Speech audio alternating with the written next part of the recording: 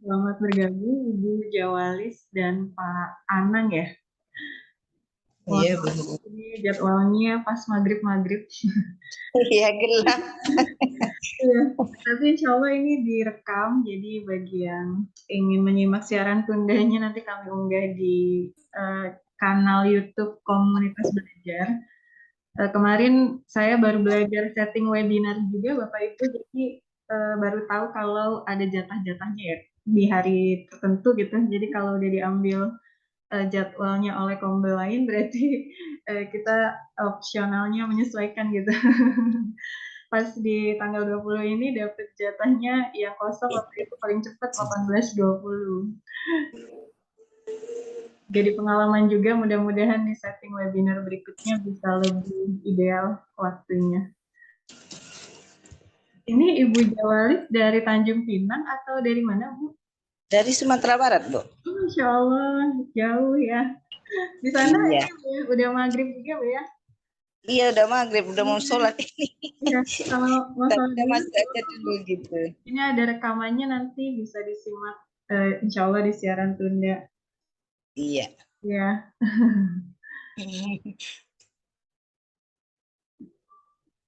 3 menit. Belum banyak yang gabungnya, Bu. Belum, Bu. Mungkin karena tadi bertepatan waktu maghrib, jadi kita tunggu 3 menit lagi sampai ke 18.20 ya. Iya, karena Ya, mau maghrib juga ini. ya nggak apa-apa, Bu. Di skip aja dulu. Nanti rekamannya kami unggah ke kanal Iya. YouTube. Mm-mm. Nah, makasih. Ya, sama-sama, Ibu. Iya itu orang udah udah azan sholat dulu ya. Ya, silakan Ibu, silakan disesuaikan.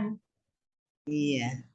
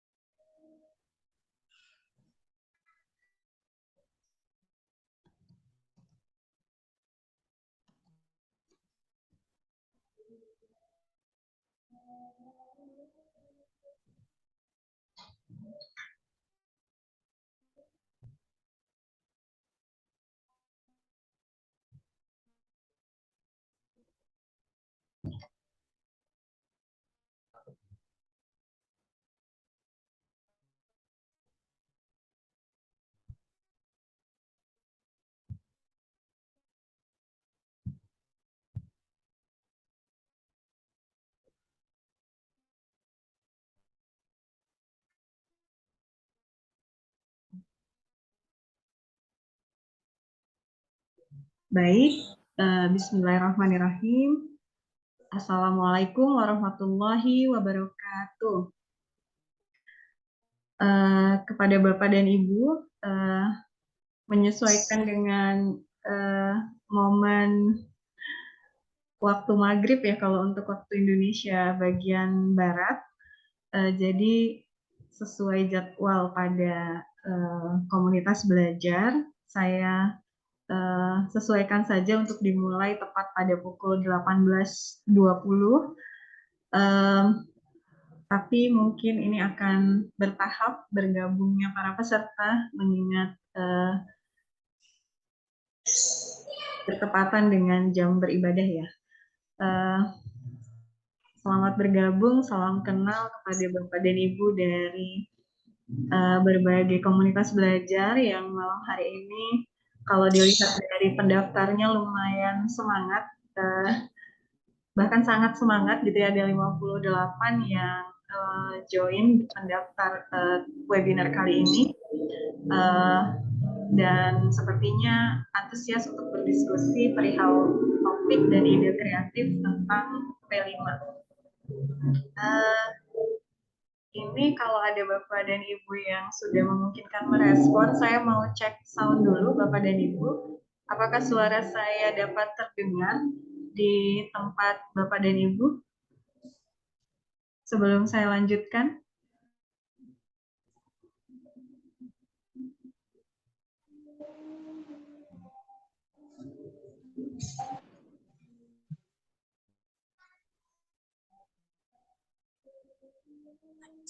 Terdengar, Bu. Oh, terdengar. Alhamdulillah. Bu Lani bisa mendengarnya. Bu Lani dari mana, Bu? Kalau boleh tahu? Dari Pulung Ponorogo. Oh, Masya Allah. Jawa Timur ya, Bu ya? Jauh ya? Iya. Alhamdulillah dari Jawa Timur bisa menyimak. Saya pribadi sangat bersyukur sekali dengan platform Merdeka Mengajar yang disiapkan oleh Kemendikbudristek karena begitu memfasilitasi proses belajar gitu, bahkan di saat-saat sangat genting di jam-jam seperti ini, semangat belajarnya, menuntut ilmunya masih terasa gitu ya. Saya izin membagi Bapak dan Ibu bahan tayang yang sudah saya siapkan. Sambil saya memperkenalkan diri, apakah sudah terlihat Bapak Ibu bahan tayangnya? Sudah, Bu. Sudah, Alhamdulillah. Saya Fajriah Laili, Bapak dan Ibu, jauh dari nggak di Pulau Sumateranya juga sih, di Kepulauan Riau ya, dekat dengan Singapura. Iya, sekolah kami SMP Islam The Green Camp. Saya kepala sekolah saat ini dan merangkap guru IPA juga. Jadi turut merasakan serunya meramu topik gitu ya, merancang topik P5 gitu, karena saya selain kepala sekolah juga masih aktif mengajar. Saya tertarik untuk membagi gitu ya pengalaman menerapkan skill atau kompetensi non teknis ya kalau di modul atau P5 modul PMM yang terbaru Bapak dan Ibu, mungkin ada yang sudah mengakses, ada yang belum karena ini cukup baru gitu ya. Di topik ke-9 yang paling terakhir itu ada kompetensi non teknis dari kurikulum Merdeka gitu ya. Kalau sebelum-sebelum ini fokus pembicaraannya pada hal-hal teknis, mulai dari raport IKM itu seperti apa, membuat RPP-nya bagaimana, dan seterusnya, modul ajar dan seterusnya.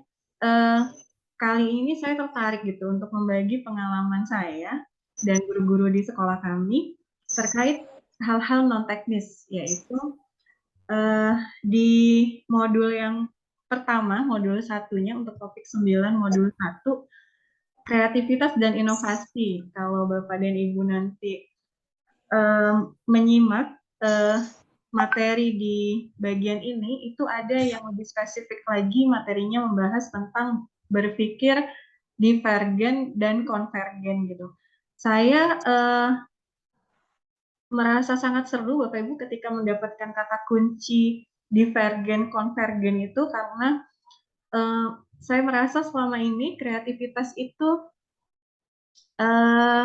seperti acak, seperti hal yang semacam bakat dari lahir seseorang yang tidak bisa dikondisikan atau cenderung tidak sistematis dan cenderung kayak anugerah yang datang begitu saja.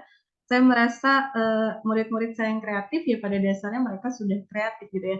Tapi ketika mendapat kata kunci dari materi ini tentang divergen dan konvergen, saya kemudian terpikir, oh ternyata kreativitas itu ada tahapannya, bisa dibentuk, bisa dilatih, bisa dibangun, dan bisa dirumuskan, jadi tidak sesuatu yang acak, yang tanpa pola gitu ya. Dari modul 1 ini, saya mendapatkan beberapa poin menarik yang kemudian saya kaitkan dengan apa yang pernah kami lakukan di sekolah. Jadi untuk mendapatkan topik P5 yang sesuai itu, Bapak dan Ibu, itu ada pertama kita berpikir divergen, kita berpikir acak saja dulu tentang apa yang terdekat dari kita. Di sini saya pakai gambar buah-buahan, sayur-sayuran gitu ya. Karena saya sebagai ibu rumah tangga gitu sangat dekat dengan benda-benda ini gitu ya, lazim mengolahnya juga di dapur gitu.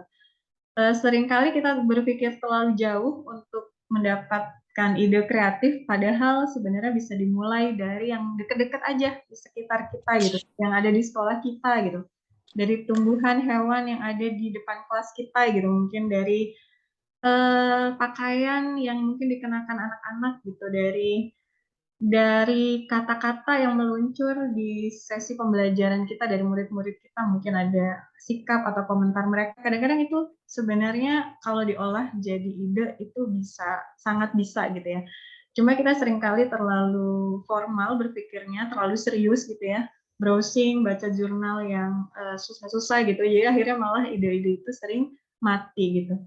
Ini yang pertama kali kami lakukan, Bapak dan Ibu, melihat kalau kami di sekolah saling berlatih gitu ya untuk bisa memulainya dari sini supaya divergen gitu. Kami nggak lihat dulu aturan-aturan dan panduan-panduan karena takutnya keburu hilang, keburu nggak kreatif nanti jadinya gitu ya. Jadi kami lepaskan dulu, bebaskan dulu gitu ya, sesuai kontekstual situasi di sekolah.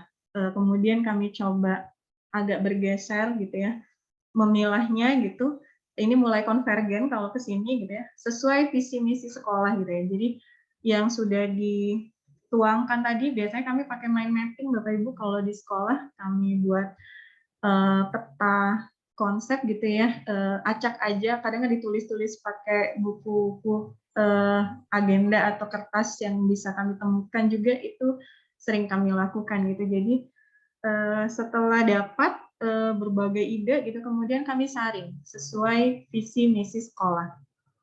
Dan selanjutnya untuk berpikir konvergen supaya tadi ide-ide yang acak itu jadi solusi untuk masalah yang kita sedang hadapi, kan kita kan pengen buat modul proyek ya, mau membuat topik P5 yang sesuai buat murid-murid kita, tapi juga lengkap dan sesuai dengan kaidah gitu. Nah, itu baru kita buka nanti untuk berpikir konvergennya, kita buka dokumen terkait dimensi profil pelajar Pancasila, ada 6 dimensi gitu ya. Kemudian tema-tema yang ditentukan sama pemerintah untuk jenjang-jenjang tertentu tergantung tugas kita nanti di mana, itu baru kemudian diseleksi lagi gitu, mana yang paling realistis.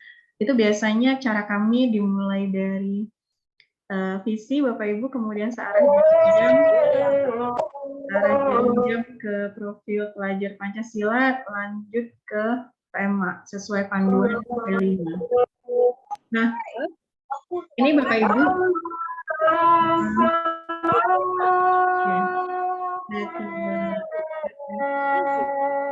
Ibu Asmida, oke.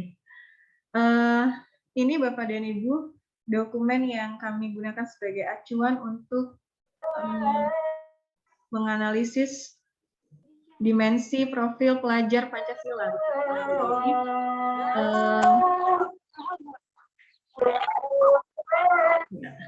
sebentar ya, saya coba stop share. Mungkin saya mute ini.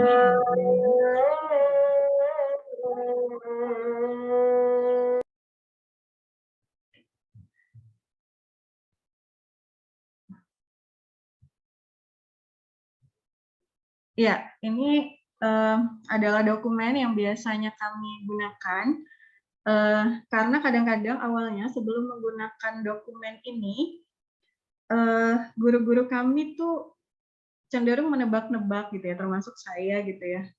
Oh kira-kira nih kalau ide tentang sayur mayur tadi itu kaitannya ke bernala kritis misalnya gitu, tentang mana yang bergizi, mana yang sehat, mana yang tidak gitu. Oh kaitannya kayaknya bisa nih ke gotong royong misalnya gitu. Tapi tebak-tebak gitu. Nah ternyata kalau kita membuka secara detail dokumen ini, selain dimensi, di sini juga dijelaskan elemen dan subelemen. Sehingga ketika nanti kita menyusun modul proyek, itu bisa lebih detail terjabarkan gitu ya. Dari dimensi kreatif yang kita pilih atau dari dimensi mandiri yang kita pilih, lebih rincinya lagi elemennya apa sih yang kita mau asah gitu. Sub-elemennya apa yang kita mau sasar gitu, yang kita mau tetapkan gitu. Nah, itu dokumen ini cukup membantu kami untuk memudahkan lagi berpikir konvergen Bapak Ibu, menyelaraskan ide-ide acak tadi dengan ketentuan yang ada. Jadi lebih valid lagi, lebih berguna lagi untuk aplikasi di lapangannya. Kemudian kalau untuk tema pada pertemuan di komunitas belajar ini yang sebelumnya, kita sudah pernah membahas juga tentang tema Bapak Ibu seperti yang kita ketahui bersama. Kalau di jenjang PAUD, TK atau RA, itu ada 4 yang direkomendasikan oleh pemerintah ya. Kalau di jenjang SD dan SMP, itu ada 7 Bapak dan Ibu. 1, 2, 3, 4, 5, 6, 7. Khusus yang ke-8, kebekerjaan ini spesial untuk SMA dan SMK. Berkaitan dengan tema-tema ini, saya juga menggunakan panduan dari BSKAP yang nanti bisa saya tampilkan setelah ini, akan kita bahas lebih lanjut gitu ya. Ini secara umum saya tampilkan. Kami biasanya menggunakan ke-7 tema ini untuk melanjutkan tahap berpikir konvergen dalam memantik ide kreativitas tadi. Nanti kita coba simulasi ya Bapak Ibu ya, berkaitan dengan munculkan idenya gimana. Terus kalau udah ada idenya, kita mau memastikan bahwa ide itu realistis atau tidak, sesuai atau tidak, itu seperti apa. Nanti kita coba simulasikan.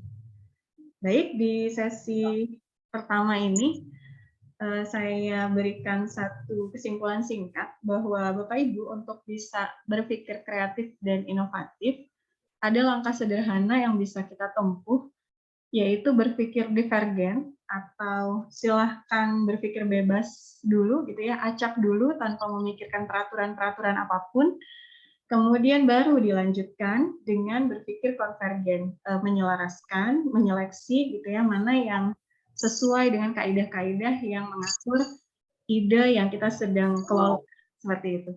Sampai pada akhir sesi 1 ini, Bapak Ibu ada yang mau didiskusikan dulu nggak? Kita bedah lebih lanjut tentang panduan P5 dan simulasinya.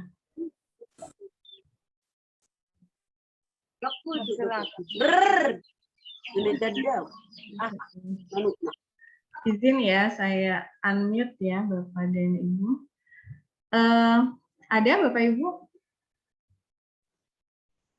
Oh ini ada yang chat suaranya nggak jelas. Jelas nggak ya suara saya? Apakah cukup jelas Bapak Ibu bisa terdengar? Terdengar Jelas, di tempat Terdengar saya ya? jelas. Alhamdulillah. Bu. Iya. Ada yang ingin Bapak Ibu diskusikan berkaitan dengan tips yang pertama gitu ya, trik yang pertama gitu, berpikir divergen lalu konvergen gitu. Mungkin ada pengalaman yang ingin dibagi di sini, kita diskusikan bersama, boleh? Sebelum saya lanjutkan.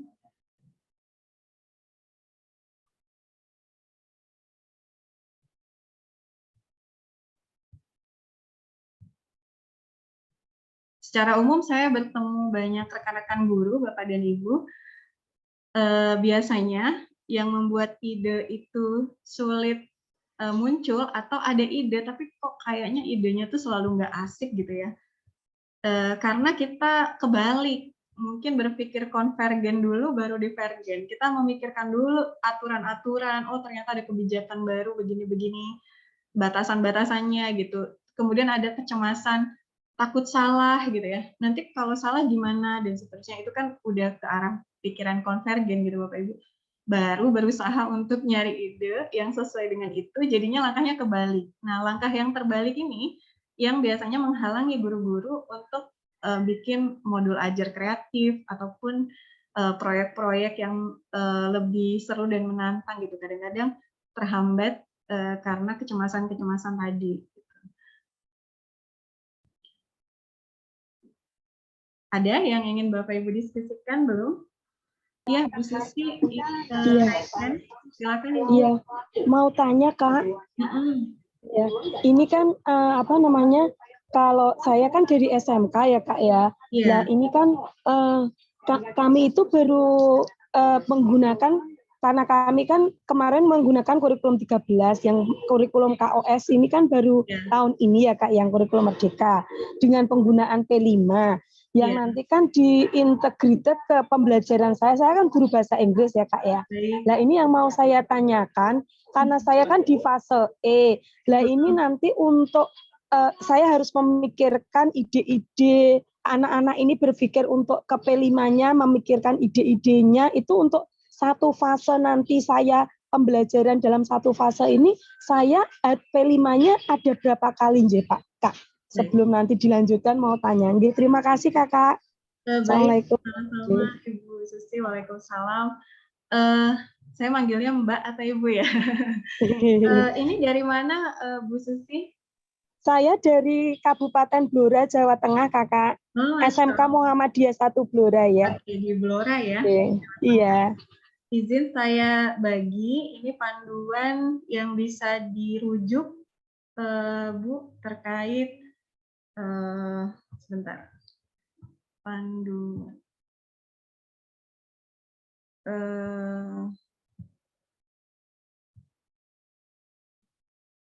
Ya. Apakah sudah terlihat Bu Susi? Mbak Susi? Siap sudah Kakak. Sudah ya? Siap sudah Jadi ini penentuan tema dan topik spesifik sesuai tahapan. Kalau di SMA, jadi kalau ini adalah tahun pertama penerapan kurikulum Merdeka, kita berarti masih masuk biasanya rata-rata di sini ya, masih di tahap awal ya, Bu ya. Berarti kalau tahap awal itu disarankan untuk PAUD itu 2 tema bagi setiap tingkatan kelas. Tapi kalau untuk SMK seperti Ibu itu berarti 3 tema yang sama untuk kelas 10 ya Bu ya, yang baru menerapkan kelas 10 ya. Iya Kak, betul Kak. Dalam 1 tahun minimal menetapkan 3 tema yang digunakan untuk P5 di kelas 10 gitu. Dan ini kalau untuk tahap awal biasanya 1 tema itu atau 3 tema tadi itu dalam setahun sama, seragam.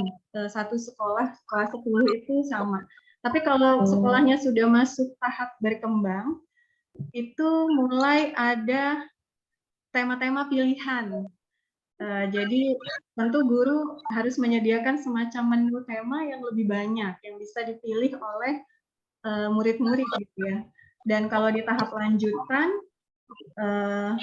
ini bahkan sudah ada istilah kelas paralel. Mungkin sudah ada rombongan belajar yang lebih berdiferensiasi ya dalam hal ini. Jadi lintas jenjang gitu sudah diharapkan bisa terjadi gitu. Kalau misalnya di tahap awal ya kelas 10 belajar sesama kelas 10, proyeknya masih sesama kelas 10 gitu. Kemudian semua kelas 10 juga masih dengan tema yang sama. Misalnya kita tentukan di semester ganjil ini satu tema proyeknya gitu. Nanti di semester genap misalnya 2 tema atau sebaliknya gitu. Yang penting dalam 1 tahun ajaran itu ada 3 tema yang dipilih dan ditetapkan oleh sekolah untuk kelas 10. Seperti itu kira-kira Bu. Ini cover panduannya. Ngomong-ngomong Bu Susi sudah pernah baca ini? Belum pernah, Oh, Kak. belum pernah ya, baik. Ya, saya bisa diberikan itu, Kak. Ya, kami ada kanal YouTube, Bu, komunitas belajar Skillful Muslim. Nanti bagian deskripsi unggahan rekaman kegiatan webinar ini, kami coba tautkan link Google Drive ya, link PDF. Panduan ini, ya. Jadi di panduan ini lengkap, Bu, mulai dari memberikan tips langkah-langkahnya mau dimulai dari mana sampai ke assessment-nya seperti apa itu di lampiran-lampirannya sudah tertuang. Jadi kita bahkan contoh-contohnya banyak, Bu. Contoh-contohnya kita coba lihat ya. Siap, Kakak. Terima kasih sekali sharingnya. Ini ada rapornya juga, Bu, bahkan kalau di dalam idealnya nanti rapor project itu berbeda dari rapor intrakurikuler ya, Bapak dan Ibu. Jadi T5 ini kategorinya kalau dalam struktur kurikulum dia merupakan co-kurikuler. Bukan bagian dari intrakurikuler. Bukan bagian langsung dari mata pelajaran, jadi Bapak dan Ibu sebenarnya tidak perlu pusing memikirkan dia ini kaitannya ke mapel apa. Kalau tadi kan Ibu Susi guru bahasa Inggris ya, sebenarnya tidak ada kewajiban bagi Bu Susi untuk mengaitkan dengan capaian pembelajaran atau KD-KD bahasa Inggris. Tapi kalau di P5 yang akan kita gunakan sebagai acuan kompetensi adalah ini Bu, saya share namanya dimensi tadi Bu. Kita lihat dimensi. Ada lagi satu dokumen Bu, ini SKBS KKP juga tentang dimensi elemen dan subelemen.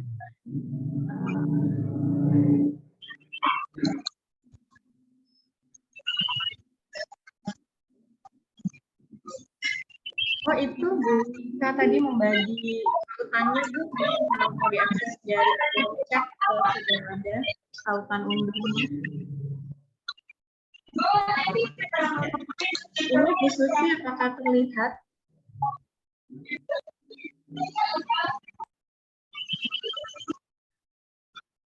Kalau di intrakurikuler atau mata pelajaran kita mengacu ke capaian pembelajaran, Bu.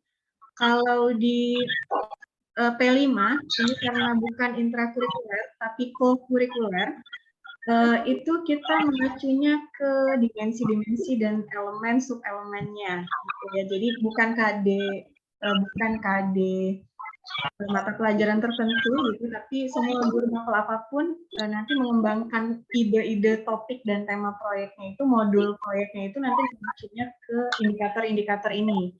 Contoh untuk dimensi yang pertama terkait beriman, bertakwa, berakhlak mulia, itu elemennya dibagi lagi, ada elemen akhlak beragama gitu ya. Ini ada fasenya, kalau untuk PAUD itu ini, kalau untuk fase A, B sampai ke fase terakhir, C itu demikian gitu. Jadi nanti di modul yang menjadi indikator apakah proyek itu dianggap sudah mencapai tujuan dari profil pelajar Pancasilanya atau tidak, itu indikatornya kita bisa adopsi dari dokumen ini. Untuk berkebinekaan global, tema yang kedua, dimensi yang kedua, itu contohnya penjabarannya begini Bapak dan Ibu. Nanti ada subelemen dan perinciannya. Setiap dimensi diperinci di dokumen ini. Insya Allah kami tautkan juga nanti di deskripsi kolom chat, di bagian deskripsi kanal YouTube. Dan seterusnya sampai gotong royong ya. Siap Kakak, terima kasih. Ya, sama-sama Ibu.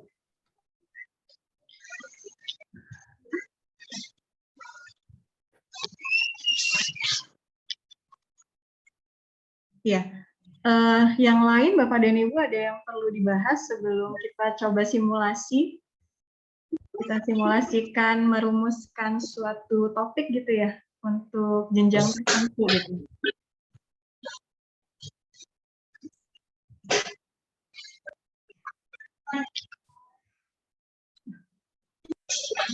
Bapak Ibu ada yang mau mensimulasikan?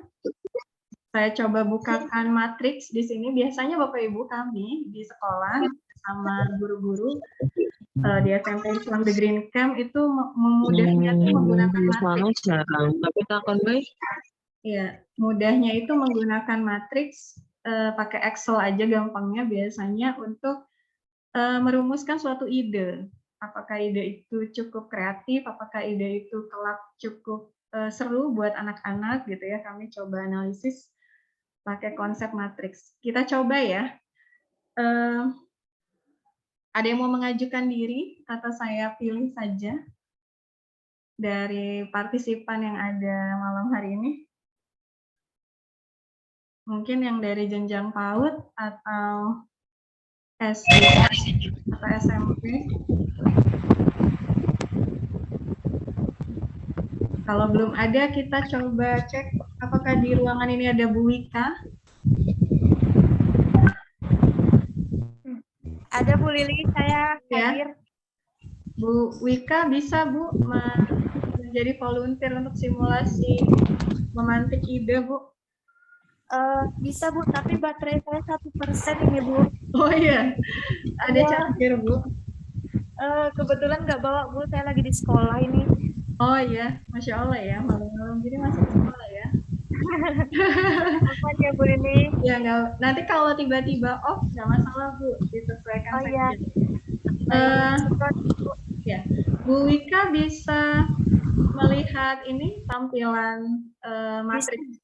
Ya, bisa Bu. Ya, Excel Bu ya. Kita coba ya bikin matriksnya. Ya. Satu kata Bu Wika yang terlintas di pikiran. Bu Wika kepikiran apa? Ekonomi atau mau yang lain? Minyak jelantah Bu. Minyak jelantah, oke. Minyak jelantah, minyak lagi mahal ya Bapak Ibu. Jadinya minyak jelantah mungkin cukup strategis untuk dibahas gitu ya. Siapa tahu bisa didaur ulang. Baik, minyak jelantah kita coba ini ya Bu, brainstorming dulu apa yang menarik dari minyak jelantah Bu?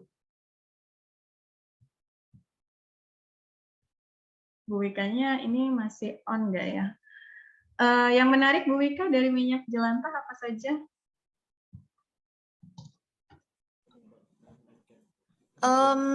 Teksturnya lengket Bu. Ya, kemudian ciri-cirinya itu ya. Ini di jenjang SMP Bu ya, kita simulasikan. Di jenjang SMP ya.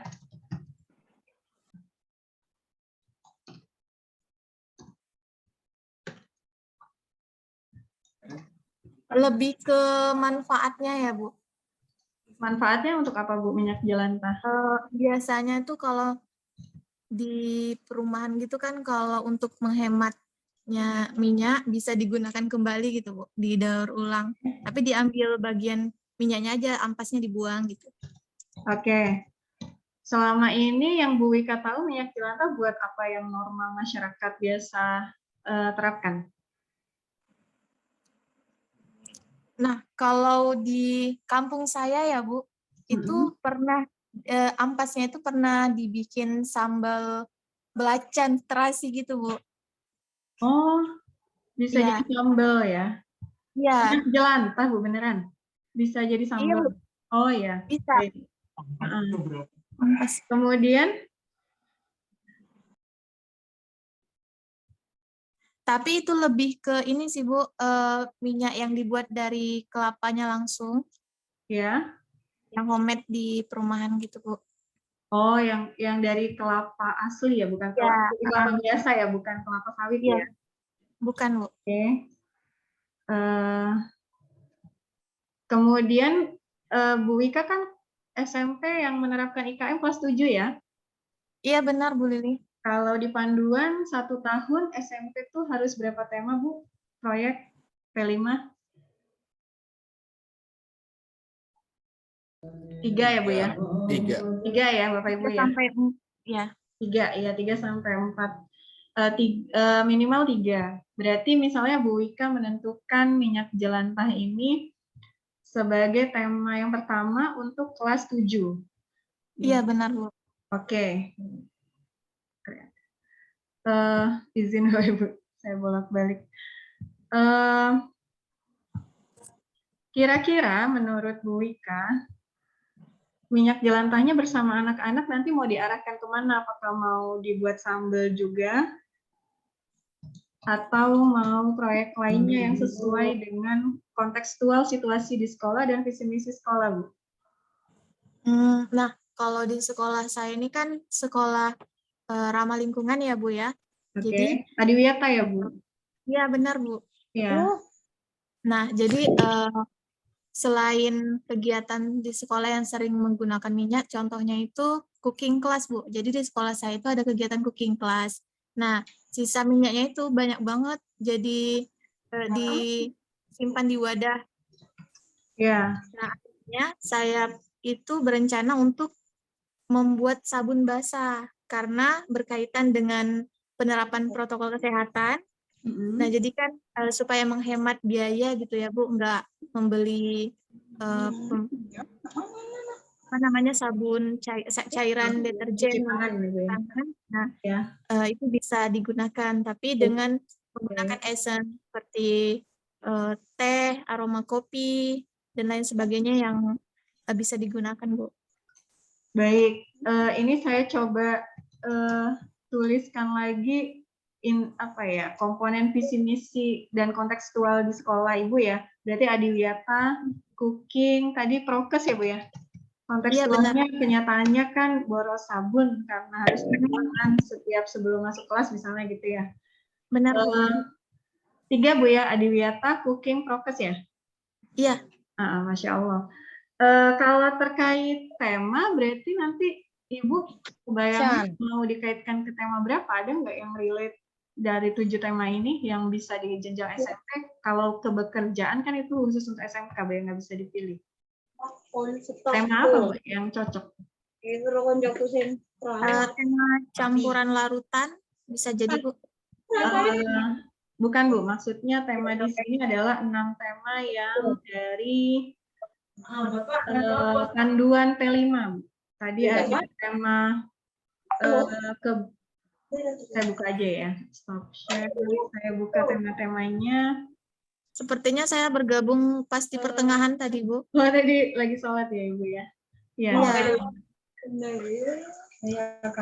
Ini Bu, ini kan untuk PAUD ya Bu ya. Ada 4 yang bisa dipilih kalau untuk PAUD. Kalau untuk SMP bisa pilih selain yang ini Bu, ada 7. Menurut Ibu, dari 7 tema ini, mana yang paling sesuai untuk proyek kewirausahaan? Karena nantinya maksudnya akan Ibu jual gitu ya, dipasarkan gitu. Dan idenya ide kreatif gitu ya, ide baru ya. Oke. Kalau lebih banyak kecocokannya ke tema kewirausahaan atau gaya hidup berkelanjutan Bu? Bisa jadi balance keduanya sih Bu. Kan tadi sekolah Ibu sekolah adiwiyata ya? Tadi Iya, ada benar. info dari Bapak yang menjawab tadi gaya hidup. Kalau ini kelas 7 SMP kan, Bu? Benar, Bu. Ya, karena kelas 7 SMP, kalau saran dari saya, itu lebih banyak tentang cocoknya ke gaya hidup berkelanjutan, Bu. Pertama karena sekolah itu memang arahnya ke Go Green, ke Adiwiyata gitu. Kemudian tadi kan konsepnya mau mendaur ulang sisa cooking class ya, bener ya? Iya, Bu. Konsepnya kan lebih ke sisa yang mau diberdayakan gitu, lebih ini. Kalau kewirausahaan mungkin bisa Bu ke depan kalau IKM sudah diterapkan di kelas 9 atau kelas 8 yang mungkin secara logika berpikir nalar kritisnya juga lebih baik, mungkin bisa masuk ke tema kewirausahaan, tapi saran saya jangan untuk kelas 7 Bu. Karena kelas 7 masih baru lulus SD ya, maksudnya dia masih relatif sederhana lah konsep berpikirnya gitu. Nah itu Bapak Ibu bisa menggunakan pertimbangan-pertimbangan seperti itu untuk tadi memastikan berpikir konvergen gitu ya. Idenya sudah bagus nih, berpikir divergennya sudah berhasil, tapi yang paling tepat dengan kondisi kita yang mana? Nah itu bisa caranya seperti itu. Kita kembali ke tadi, berarti kita tulis sebagai gaya hidup berkelanjutan. Oke. Temanya gaya hidup berkelanjutan. Ini saya hapus saja. Tema Bapak Ibu itu cenderung satu saja yang kita pilih, jadi jangan banyak-banyak. Tapi kalau untuk dimensi itu boleh lebih dari satu, Bapak dan Ibu. Cuma makin banyak dimensi makin banyak dimensi yang Bapak Ibu pilih, akan semakin sulit merancang asesmennya di suatu proyek gitu ya. Artinya makin banyak indikator yang mau dicapai gitu, yang mau dinilai, yang mau dievaluasi nanti di akhir atau dalam prosesnya. Sehingga saran terbaik berdasarkan panduan itu pilih 2 saja. Satu juga rasanya kurang ini ya, masih kurang gitu ya, karena proyek ini biasanya memakan waktu relatif lama. Kalau cuma mencapai satu dimensi rasa-rasanya sayang waktunya gitu, sayang alokasi kegiatannya. Tapi kalau kebanyakan juga, kalau itu baru penerapan IKM awal-awal gitu ya, itu nanti akan cukup membingungkan dan merepotkan guru-guru, sehingga saran terbaik adalah 2. Nah, menurut Bu Ika, mana dimensi profil pelajar Pancasila 2, Bu, yang paling relate dengan ide proyek minyak jelantah ini? Tadi arahnya ke gaya hidup berkelanjutan. Dari 6 dimensi ini, mana yang paling cocok gitu ya, yang paling sesuai, paling realistis untuk dicapai sebagai karakter anak-anak setelah mengikuti proyek ini, mana yang kira-kira akan mudah mereka capai perkembangan karakternya? Mungkin bisa ke kreatif ya, Bu. Kreatif, oke. Sama apa, Bu? Sama kritis. Bernalar kritis ya? Iya. Ya, jadi secara umum Bapak Ibu, saya bisa rangkum bahwa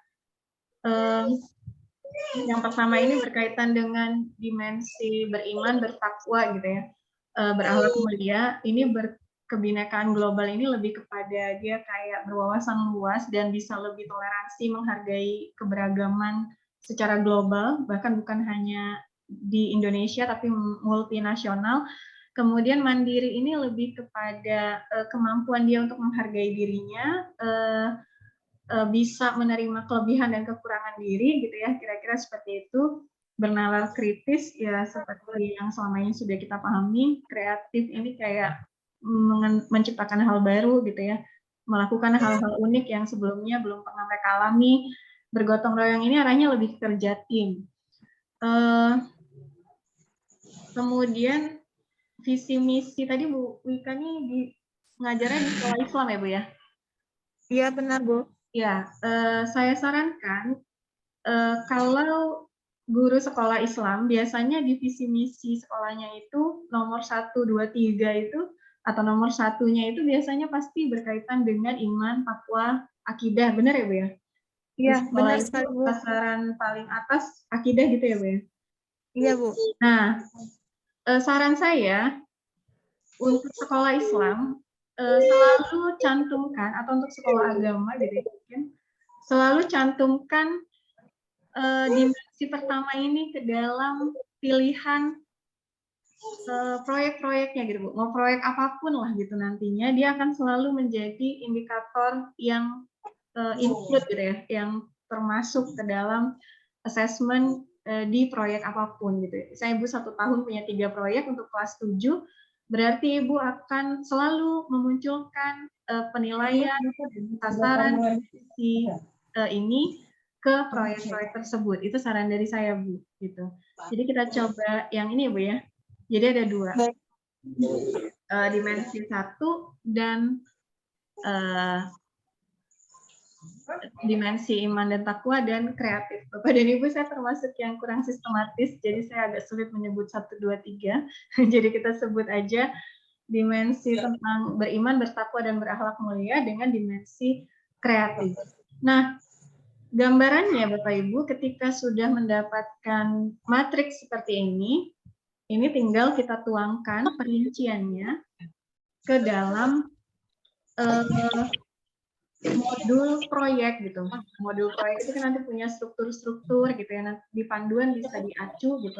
Ada contoh-contoh juga yang terlampir dari di PMM itu banyak Bapak Ibu yang bisa diacu contoh-contohnya. Intinya ketika Bapak dan Ibu lancar membuat hubungan antara dimensi, tema, dan visi misi kontekstual yang ada di sekolah Bapak dan Ibu, berarti ide yang tadi awalnya acak itu realistis untuk bisa kita gunakan gitu ya. Hal-hal yang kontekstual seperti kalau di sekolahnya Bu Wika ini kan ada cooking class gitu ya.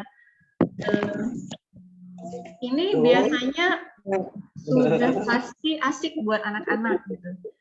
Kan ada guru yang khawatir ide proyek saya ini nanti buat anak-anak menarik nggak ya? Mereka bakal seru nggak ya? Gitu. Mendingan ide A atau ide B ya? Gitu. Misalnya berdasarkan pengalaman saya, Bapak dan Ibu, selama kontekstual itu lazimnya asik buat murid-murid gitu ya. Untuk jenjang TK sampai SMP kalau yang pernah saya alami ya. Selama kontekstual, ide apapun yang sepertinya bagi kita orang dewasa mungkin kayak sepele gitu ya. Sepele ide, selama dia kontekstual, insya Allah tetap asik. Jadi itu yang perlu Bapak Ibu mungkin cermati gitu. Sudah kontekstualkah ide saya gitu ya, pembelajaran saya? Contoh mudahnya begini Bapak dan Ibu, kalau bagi Bapak dan Ibu yang di daerah Jawa, Pulau Jawa mungkin tidak aneh gitu ya dengan isi buku-buku paket atau buku panduan yang dari dulu memang sudah beredar dicetak kelas gitu ya, atau mungkin oleh penerbit swasta, karena rata-rata penulis buku itu memang orang Jawa Bapak Ibu, maksudnya ya tersebar dari sekitaran Jawa gitu ya. Sehingga biasanya yang muncul di contoh-contoh gambar, kalau dia buku seni rupa misalnya, ya, atau di buku sains ketika bicara tentang ekosistem gitu, misalnya di pelajaran IPA SD, itu seringnya tuh sawah, terus nanti kalau ada ikan, ikannya itu lele atau ikan nila. Kemudian kalau gambar pemandangan itu kan cenderung gunung gitu ya, bukit-bukit dan seterusnya gitu. Untuk kami yang tinggal seperti sekolah saya yang di Kepulauan Riau, sebenarnya ketika plek-plek gurunya menggunakan buku-buku itu jatuhnya jadi nggak asik buat murid-murid. Kenapa? Karena yang diangkat tuh nggak mereka temui dalam kehidupan mereka sehari-hari. Misalnya untuk ikan, kalau di sini yang struktur tubuhnya mirip dengan lele itu misalnya ikan sembilang. Ikan sembilang itu ada di rawa-rawa dekat hutan mangrove gitu ya. Dan kalau mau bahas ekosistem daripada sawah, lebih baik bahas ekosistem mangrove. yang jelas ada di samping rumahnya, atau mungkin ada tidak jauh dari tempat mereka biasa bermain. Nah, itu Bapak Ibu kami coba gitu kan. Memang selama ini guru-guru di sekolah Islam The Green Camp itu tidak terlalu fokus menggunakan buku paket, tidak menjadikan buku paket sebagai satu-satunya rujukan, sehingga kami coba modifikasi gitu ya, konten pembelajaran itu lebih dekat, yang kami dekatkan gitu dengan anak-anak atau murid-murid. Itu kira-kira Bapak dan Ibu tips berikutnya gitu ya, jika Bapak dan Ibu ingin memilih ide atau topik P5 gitu ya, upayakan kontekstual sesuai apa yang ada di sekolah Bapak Ibu, visi misi sekolah Bapak Ibu gitu. Jadi tidak hanya sekedar selaras dengan panduan dari BSKP atau Kemdikbudristek, tapi juga relate dengan situasi terkait guru-guru dan anak-anak di sekolah seperti itu. Sampai di sini ada yang mau dibahas, Bapak dan Ibu? Pokoknya ada pertanyaan di kolom chat ya.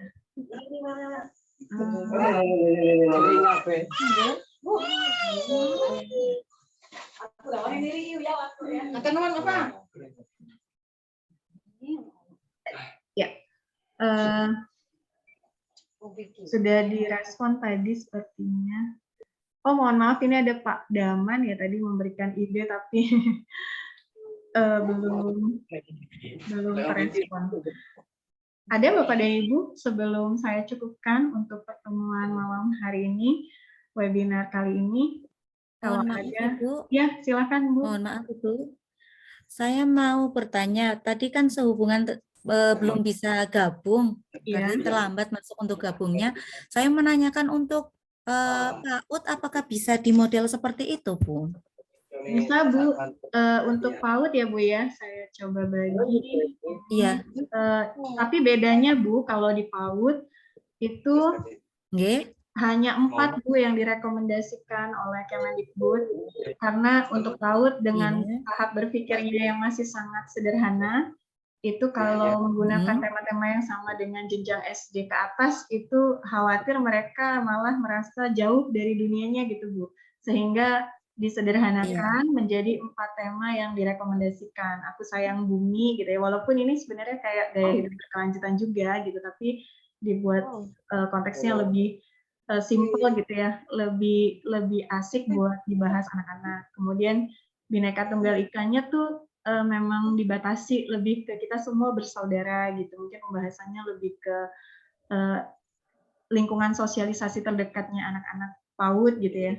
Kemudian Aku Cinta Indonesia dan imajinasi dan kreativitasku ini arahnya ke rekayasa dan teknologi, tapi kalau Bapak Ibu mengenal konsep loose part, sebenarnya batasannya untuk PAUD ke arah itu. Jadi bagaimana dia terampil memanfaatkan media-media loose part yang disediakan oleh TK dan PAUD-nya seperti itu.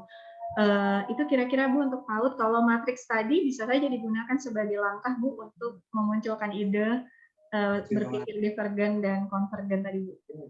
Seperti itu Bu. Oke, kalau misalkan untuk evaluasinya, asesmennya itu gimana Ibu?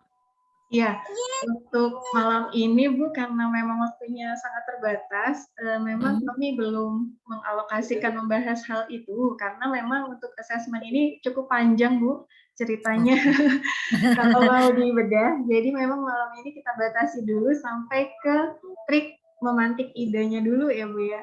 Jadi Oke, terima kasih Ibu. Ya, baik, insya Allah menjadi masukan Bu buat penggerak komunitas belajar. Berikutnya berarti terkait asesmen yang perlu didiskusikan seperti itu. Terima kasih. Ya baik, sama-sama Ibu. Ya Bu Lani ini ada di kolom chat. Insya Allah nanti bisa diunduh dari bagian deskripsi kanal YouTube komunitas belajar ini ya Bu, kami akan unggah ke sana linknya Bu, nanti ada di bagian deskripsi. Bapak dan Ibu juga sebenarnya bisa bergabung di WhatsApp grup komunitas ini, ada di PMM, kami cantumkan tautan menuju WhatsApp grupnya, seperti itu. Ya, sama-sama Bu Lani. Baik Bapak dan Ibu, karena sudah memasuki waktu Isya, Kami Mohon maaf mau Iya, bertanya Kak. silakan Bu Susi. Apakah Kak, dari ini kan ini sangat menarik sekali nggih bagi kami nggih. Apakah ada kelanjutan lagi untuk Zoom berikutnya Kak untuk masalah P5 ini? Terima kasih Kak. Ya, sama-sama Bu Susi. Jadi insya Allah Bu, komunitas belajar memang mengagendakan ini. Sudah ada kurikulumnya juga Bu yang disusun di komunitas kami.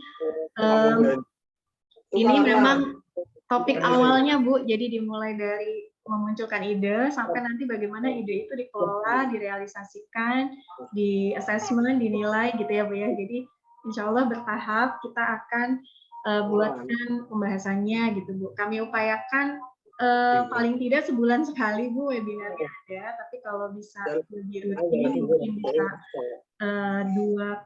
dua pekan sekali gitu kami usahakan seperti itu.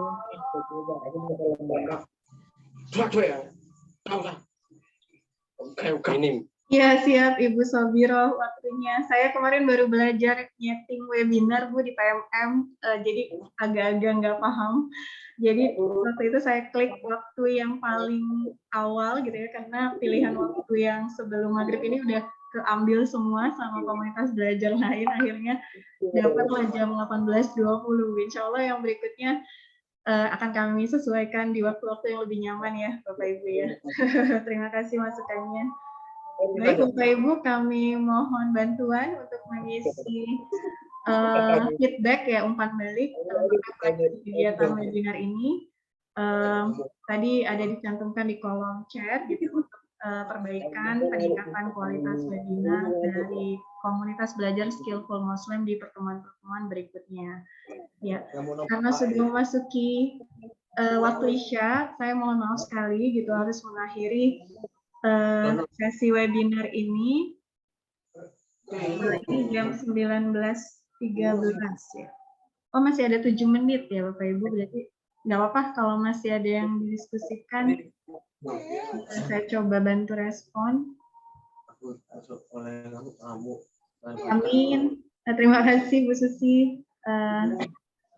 Salam semangat juga gitu. Mudah-mudahan selalu sehat dan bisa tampil prima gitu ya di depan murid-murid tercinta gitu. Karena sejatinya Bapak dan Ibu, kalau perangkat kurikulum dan hanya ide-ide semata itu sebenarnya hanya benda mati gitu ya. Yang akan membuatnya menjadi hidup bagi murid-murid kita itu sebenarnya sosok kita, guru-gurunya mereka gitu. Dan pada dasarnya P5 ini kan buat membangun karakter ya Bapak Ibu. Kalau dulu sebelum IKM itu sebenarnya sudah ada namanya penguatan karakter gitu ya, PPK ya. Kemudian sekarang menjadi konsep P5 disempurnakan lagi gitu. Pada dasarnya pembentukan karakter itu akan tercapai jika murid-murid kita berhasil terinspirasi oleh sosok-sosok kita, guru-gurunya mereka gitu. Jadi yang paling menentukan dalam hal ini yang punya peran utama itu sebenarnya kita, guru-gurunya gitu. Terakhir sebelum saya tutup gitu, saya mungkin menceritakan satu best practice atau praktik baik yang menarik bagi Bapak dan Ibu. Jadi terkait pembelajaran berbasis proyek Bapak dan Ibu, dan ini kaitannya dengan keterampilan kita sebagai guru dalam mengeksekusi proyek itu, karena sebagus apapun ide ternyata percuma ketika kita nggak punya kemampuan mengeksekusinya. Saya seperti halnya Bu Wika itu pernah juga membuat proyek sabun dari jelantah Bapak dan Ibu. Sebagai guru IPA, saya di tahun pertama itu memandu murid-murid saya untuk mengeksekusi pembuatan sabun dari jelantah. Alhamdulillah, mereka sangat semangat. Dan endingnya itu bisa sampai berbuah prestasi di akhir tahun pelajaran itu. Mereka ikutkan proyek itu ke dalam suatu lomba atau ajang teknologi tepat guna di Kota Tanjung Pinang dan mendapat juara 2 gitu ya. Mereka senang sekali dan mereka mendapatkan satu pengalaman yang menurut mereka berkesan. Kemudian di tahun kedua, di angkatan berikutnya, kan proyek itu dilaksanakan di kelas 7 ya. Kemudian anak kelas 7 ini udah naik kelas 8. Di angkatan kedua, guru IPA-nya masih saya, cuma bedanya saya sudah lebih sibuk dengan agenda-agenda kepala sekolah. Sehingga di tahun kedua, saya tidak bisa 100% mendampingi eksekusi proyek yang sama di angkatan lain. Di angkatan berikutnya. Suatu hari saya pernah menitipkan 2 kali pertemuan eksekusi proyek ini kepada teman saya gitu ya, adik bisa dibilang adik kelas saya lah gitu, yang saya minta bantuan 2 kali pertemuan untuk memandu proyek pembuatan sabun dari jelantah itu dengan RPP yang sudah saya siapkan gitu ya, dengan bahan-bahan yang sudah saya siapkan. Beliau tinggal mengeksekusi memandu kelas saja. Karena waktu itu saya harus mengerjakan tugas kepala sekolah gitu ya. Ternyata Bapak Ibu, ketika saya masuk kembali ke kelas itu untuk melanjutkan proyek, 2 kali pertemuan saya absen gitu ya, tidak hadir langsung di panduan proyek itu, di pemandu proyek itu. Saya mendapati murid-murid saya di angkatan yang kedua ini berbeda jauh responnya tentang proyek ini. Mereka sangat jijik dengan jelantah, mereka memandang jelantah itu tidak berharga, mereka menolak untuk melanjutkan proyek sabun karena menurut mereka itu kegiatan yang sama sekali tidak seru gitu ya, tidak ada gunanya gitu. Saya kesulitan membangun ulang gitu ya, motivasi anak-anak ini di pertemuan yang ketiga atau keempat gitu waktu itu. Jadi dari situ saya ambil hikmah gitu bahwa untuk proyek yang sama, idenya sama, bahan-bahannya sama, RPP atau modul ajarnya sama gitu ya, modul proyeknya sama, hanya beda cara gitu ya, beda yang menyampaikan gitu. Itu bisa memberikan efek yang berbeda gitu, memberikan motivasi yang berbeda, memberikan kontribusi yang berbeda pada murid-muridnya gitu, pada peserta didiknya gitu. Jadi itu kemudian saya ambil sebagai praktik baik gitu ya, bahwa betapa pentingnya gitu keterampilan guru untuk mengeksekusi sebuah proyek. Jadi nggak hanya sebatas merasa puas sampai ke ide yang bagus, tapi kemudian dia juga harus membekali dirinya kalau mau jadi guru yang berhasil untuk bisa mengeksekusi proyeknya dengan optimal. Kira-kira seperti itu. Itu mungkin Bapak Ibu yang bisa saya bagi malam hari ini. Mudah-mudahan Allah berikan kesempatan untuk bisa melanjutkan diskusi terkait B5. Salam bahagia dan salam semangat untuk Bapak Ibu semua, tetap terus belajar sepanjang hayat gitu ya. Semoga Allah berkahi dengan banyak kemudahan gitu ya, menuntut ilmu dengan kemudahan rezeki gitu. Barakallahu fikum. Saya mohon maaf jika ada konsep keliru yang saya sampaikan itu tanpa saya sengaja, tapi merupakan kekurangan saya, keterbatasan saya, dan semua yang benar itu karena Allah yang memudahkan, karena Allah yang mengilhamkan gitu ya. Insya Allah kita bertemu di webinar-webinar komunitas belajar skillful Muslim berikutnya. Saya akhiri. Assalamualaikum warahmatullahi wabarakatuh. Waalaikumsalam warahmatullahi wabarakatuh. Sehat selalu Kakak. Jazakillah khairan. Terima kasih atas Semangat ilmunya. untuk para guru Indonesia. Sampai jumpa kembali.